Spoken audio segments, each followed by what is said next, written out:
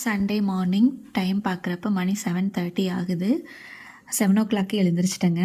மொதல் நாள் நைட்டே இன்றைக்கி காலையில் நம்ம வந்து மைண்டு ஃப்ரீயாக இருக்கணும், பீஸ்ஃபுல்லாக இருக்கணும்னு நினச்சிட்டு எல்லா பாத்திரமும் க்ளீன் பண்ணி வச்சுட்டு எல்லாம் விளக்கி வச்சுட்டு கவுண்டர் டாப்பு ஸ்டவ்வு எல்லாமே க்ளீன் பண்ணிட்டு தாங்க போய் படுத்தேன். ஏன்னா சண்டே அப்படின்னாலே நம்ம லேட்டாகி தான் எழுந்திரிப்போம்னு சொல்லிட்டு பிளான் பண்ணிட்டு தான் படுத்தேன். ஆனால் க்ளீனாக இருக்கிறனால ரீசனாக என்னன்னு தெரியல, சீக்கிரமாகவே முழிப்பு வந்துருச்சு. இல்லாட்டி ஒரு 8 மணி 8:30 ஆனாலும் என்னால் முழிக்கவே முடியாது.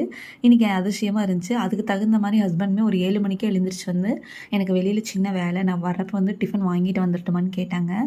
இல்லைங்க வேண்டாம், நான் எழுந்திரிச்சிட்டே வந்து நான் ஏதோ ஒன்று சிம்பிளாக செய்கிறேன் அப்படின்னு சொன்னதுக்கு, இல்லை வேண்டாம் நான் ஏதாச்சும் வாங்கிட்டு வந்தாரு, நீ தூங்குறதுனா தூங்கு அப்படின்னு சொல்லிட்டு போயிட்டாரு. இன்றைக்கி என்னன்னே தெரியல, ரொம்ப அதிசயமாக இருக்குது. இது நான் 8:30 எழுந்திரிக்கிற அன்னைக்கு பார்த்தீங்கன்னா அவசர அவசரமாக அப்பாவும் பையனும் எனக்கு பசிக்குதுன்னு சொல்லுவாங்க. அன்னத்தன்னைக்கு தான் பார்த்தீங்கன்னா பாத்திரமும் விளக்காமல் இருக்கும். இந்த மாதிரி விஷயங்கள்ல எனக்கு மட்டும்தான் நடக்குதானே தெரியல. இன்றைக்கி ஆக்சுவலாக கிச்சனில் எந்த வேலையும் இல்லை, வீட்லேயும் பார்த்தீங்கன்னா பெருசாக எதுவுமே இல்லை. எல்லாமே ஒதுங்க வைக்கிறது எல்லா வேலையுமே முடிச்சுட்டு தான் போய் படுத்தேன். அதனால் ரொம்பவே பீஸ்ஃபுல்லாக இருக்குது. இன்றைக்கி என்னுடைய வேலை என்னென்னு பார்த்தீங்கன்னா ட்ரெஸ் எல்லாம் துவைக்கிறது தாங்க இருக்குது. நிறைய இருக்குது. ஆனால் கிளைமேட்டும் பார்த்தீங்கன்னா கொஞ்சம் மழை பெய்கிற மாதிரி மோடம் போடுது. ஆனால் வெயில் வர்ற மாதிரியே தெரியல.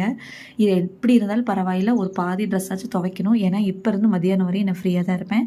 ஆனால் இன்றைக்கி சண்டே இவ்வளோ ஜாலியாக இருக்கும் அப்படின்னு நான் நினச்சி கூட பார்க்கலங்க.